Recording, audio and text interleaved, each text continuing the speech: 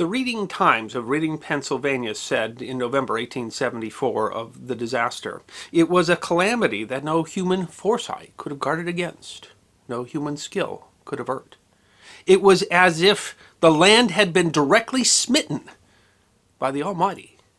It prostrates the staunchest, unnerves the boldest, and gives all indescribable feeling of hopelessness."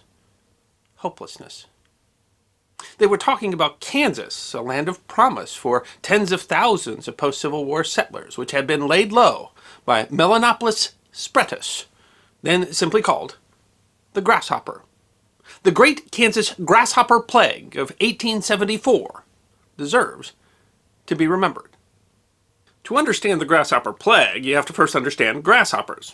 A group of insects belonging to the suborder Solifera, grasshoppers are suspected to be among the oldest living group of chewing herbivorous insects, dating back some 250 million years to the early Triassic period. The suborder includes more than 11,000 known species. Grasshoppers are hemimetabolists, meaning that they develop through three distinct phases: egg, nymph, and adult. In hemimetabolism, also called incomplete metamorphosis, the changes occur gradually without a pupal stage. The nymph hatches from the egg and then will undergo 5 molts, each time becoming more similar to an adult. The nymphs are called hoppers and do not have wings until the final molt, when they will become adults. The hopping mechanism is interesting in itself in that it occurs with both high force and high velocity. This is a contradiction in that a fundamental property of muscles that it cannot contract with high force and high velocity at the same time. The grasshopper overcomes this issue by simultaneously building up force in a powerful extensor muscle and a small flexor muscle. The power built up in the extensor muscle is then released by relaxing the flexor muscle, allowing the insect to thrust through the ground with both a high force and a high velocity of movement. The effect is much like releasing a catapult and allows the grasshopper to jump up to 20 times its body length with a peak acceleration at takeoff of some 20 Gs, a force that Professor William Heitler of the University of St. Andrews dryly notes would probably squash a human. Grasshoppers are mainly, though not exclusively, herbivores who prefer grasses, including many cereal grains. They eat large quantities, both during development and as adults, and can thus be agricultural pests. And that is particularly true when they swarm, because some grasshopper species, under the correct environmental conditions, change color and behavior and become the agricultural plague called locusts. While grasshoppers are generally solitary and even then can be agricultural pests, under certain circumstances they start to become both more abundant and more gregarious. Swarming usually occurs after a period of drought, followed by quick plant growth. In short, good conditions for grasshoppers means that the eggs hatch.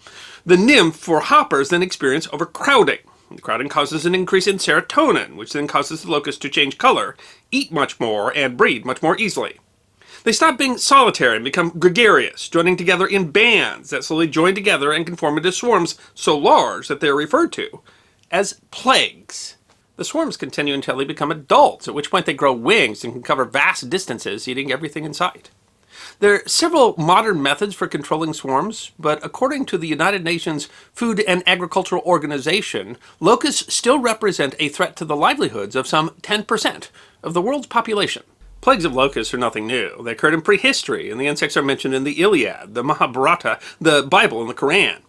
But while plagues of locusts were both an ancient and a modern terror, there is something unique about the swarms of the American Midwest, and that has to do with a particular species of grasshopper. First described by entomologist Philip Reese Uhler in 1866, the original name given the species was Caloptenus spretus. The word spretus means despised. The reference was likely because the species had previously been overlooked by entomologists, but there was unique reason to despise this species.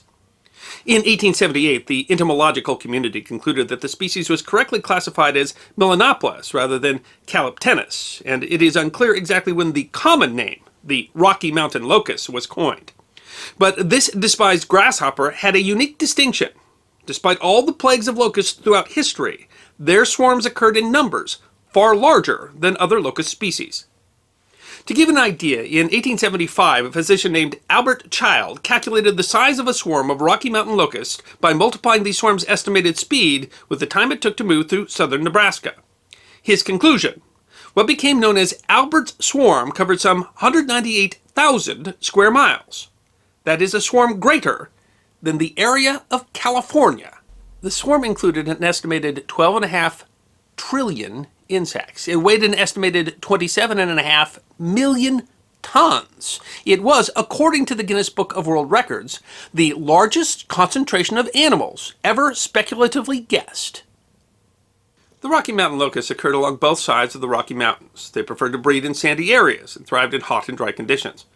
This likely had to do with the nature of prairie grasses, which tend to concentrate sugars in their stalks in times of drought. When the species swarmed, they were likely assisted by the low-level jet stream that persists across North America. In 1877, British-born American entomologist Charles Valentine Riley published The Locust Plague in the United States, being more particularly a treatise on the Rocky Mountain locust, or so-called grasshopper, as it occurs east of the Rocky Mountains, with practical recommendations for its destruction. In the text, Riley logs a number of recorded locust plagues in the Americas, starting with one in the West Indies in 1632.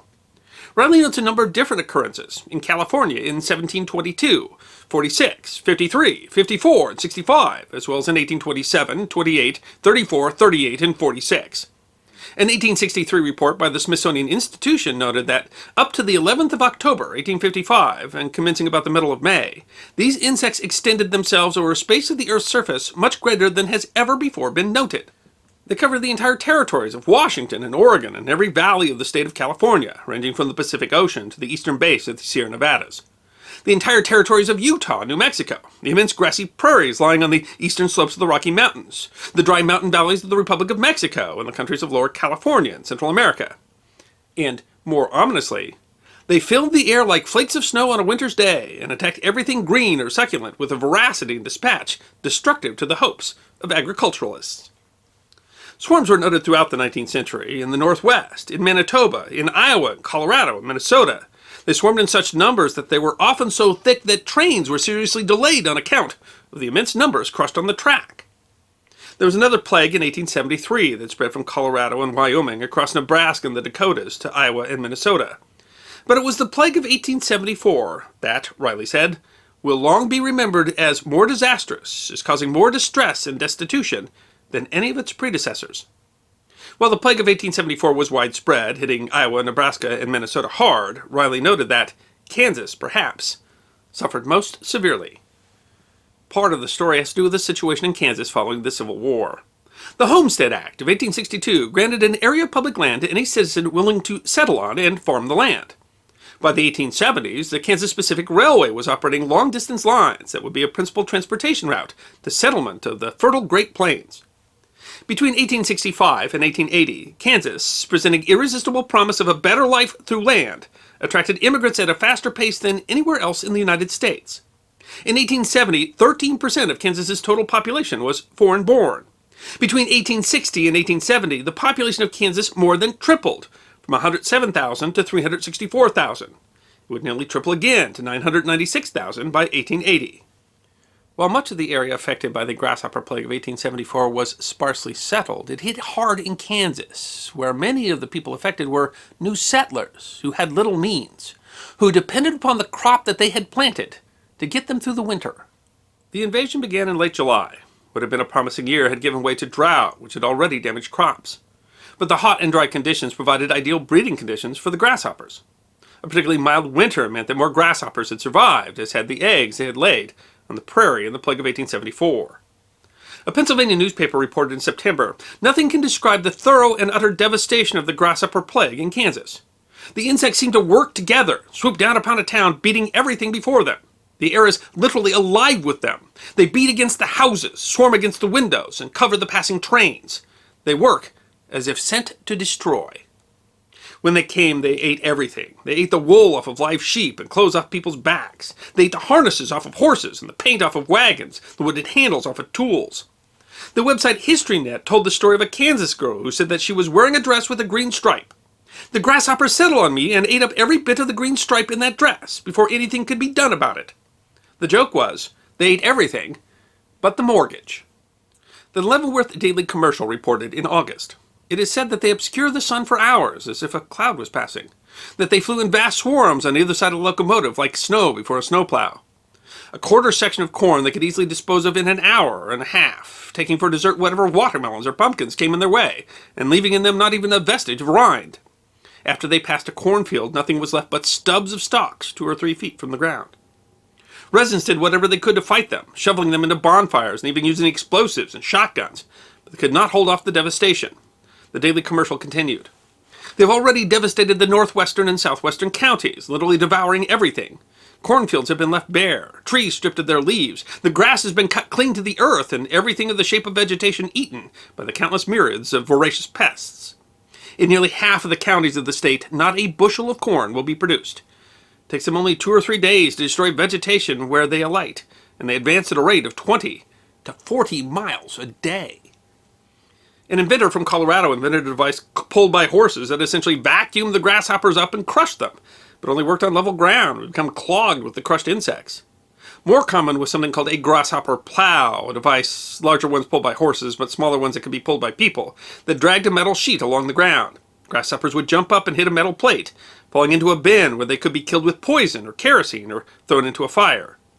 Again, it only worked on level ground, and there were just too many locusts. Farmers tried herding the locusts into burning pits, but there were so many that they would often smother the fires. A St. Louis newspaper lamented, "The inhabitants of the cities of the East and South have no conception of the terrible plague that has desolated some of the western states and reduced prosperous settlements to ruin and dismay." The results were most devastating to new farmsteads. The Daily Commercial noted, "The older portions of the state can probably tide over the disasters of this unprecedented year without serious suffering, but the desolation and ruin brought on by the drought and the grasshoppers in the newly settled counties will be dreadful." A Pennsylvania newspaper reported, "The results of the calamity cannot be foretold, but already a panic has seized the new settlers of the western and northwestern portion of the state. Many of them had staked everything on this, their first crop. With hardly enough worldly goods to stand them until harvest time, they suddenly find their all stripped from them, and starvation staring them in the face." The Wisconsin State Journal of Medicine, Wisconsin reported in November, 17 counties, in which an aggregate of 158,000 acres had been planted in corn, produced not a bushel of this cereal. The 8 in which the greatest destruction prevails have all but been populated within the past year or two, and the greater part of that population settled within their limits either last spring or the preceding fall. They had expended all their means in building their homes and getting in their crops. Drought and grasshoppers had wrought a total destruction of everything they had planted, leaving them totally destitute. The Bolivar Bulletin of Bolivar, Tennessee wrote in October, "People have perished from hunger. Hunger and despair have followed in the track of the grasshopper plagues." The St. Louis Republican reported, "In one case, a family of 6 died within 6 days of each other from the want of food to keep body and soul together." Charles Riley offered a unique solution. Noting that chickens and horses ate the locusts, as had Native Americans, he suggested solving both the locust problem and the starvation problem by eating the locusts. He suggested locusts pan-fried with butter and salt. One biographer said of Riley that he once cooked a meal for dignitaries. The menu, which consisted of locust soup, baked locusts, locust cakes, locusts with honey, and just plain locusts, apparently pleased his guest. Of course, most residents were keen on a grasshopper diet. Many returned east to live with families, some planning to return, but others abandoned their homestead claims and their dreams of a new life. Kansas lost as much as 1/3 of its population, and the flow of westbound immigrants to the plains fell by as much as 20%. The plague returned and did general damage in 1875, but then late spring rains brought relief from the swarms and abundant new crops. Slowly, governments responded with the advice of scientists like Riley. Young hoppers were collected in early spring before the swarms occurred. Nebraska actually passed a law requiring all people between the ages of 16 and 60 to work at least 2 days, eliminating locusts at hatching time. But perhaps the most surprising twist out of the entire story is that the last example of a Rocky Mountain locust was found in 1902. Somehow between 1875, when Albert's swarm showed trillions of the insect, and 1902, the entire species became extinct. In fact, there are very few examples that were preserved because entomologists didn't bother, because entomologists could not believe that a species that prolific could possibly even go extinct. Research starting in the 1980s by Professor Jeffrey Lockwood of the University of Wyoming suggests that it wasn't the eradication procedures of the 1870s that was the species' demise. Rather, the Rocky Mountain locust turned out to be highly specialized. They would plant eggs on the plains during swarm years, but the species was actually dependent upon a few narrow breeding grounds along the slopes of the Rocky Mountains, and they preferred sandy soil near streams, and that was perfect soil for agriculture. As settlement moved west, people farmed that land. They plowed it. They deforested it. They irrigated it. They replanted it. They destroyed the eggs and ended the locust plague without even knowing it. There were a few other swarms from other grasshopper species into the 1930s, but even those are gone now. Not so in Africa. According to the World Bank, the desert locust, found in various parts of Africa, Asia, and the Middle East, is considered the most destructive migratory pest in the world. Despite the horrific newspaper reports about the 1874 Kansas Grasshopper Plague, by December newspapers were reporting that the devastation was not as total as had originally been envisioned. Many crops actually matured later, and so many farmers were able to bring in some crop. And though there were dislocations and there was some starvation, the nation largely managed to pull together. Farmers helped farmers. American helped American. Cities in the East raised funds for relief for stricken Kansas. Perhaps the best message that we can get from the 1874 Grasshopper Plague, especially in a year when we're facing our own version of plague, is that America has survived worse, as long as we pull together. Dr. Riley gave his synopsis of the Grasshopper Plague of 1874. The calamity was national in character, and the suffering in the ravaged districts would have been great, and famine and death the consequence, had it not been for the sympathy of the whole country and the energetic measures taken to relieve the afflicted people. A sympathy begetting a generosity which proved equal to the occasion, and which will ever redound to the glory of our free republic and our union. I hope you enjoyed this episode of The History Guy, short snippets of forgotten history between 10 and 15 minutes long. And if you did enjoy, please go ahead and click that thumbs up button. If you have any questions or comments or suggestions for future episodes, please write those in the comment section. I will be happy to personally respond. Be sure to follow The History Guy on Facebook, Instagram, Twitter, and check out our merchandise on teespring.com. And if you'd like more episodes on forgotten history, all you need to do is subscribe.